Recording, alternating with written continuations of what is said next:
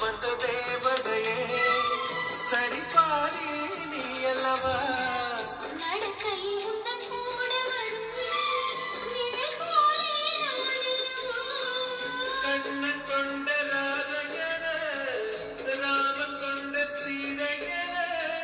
மணி சேர்ந்த பூரணமே மனது வீசும் மாருகமே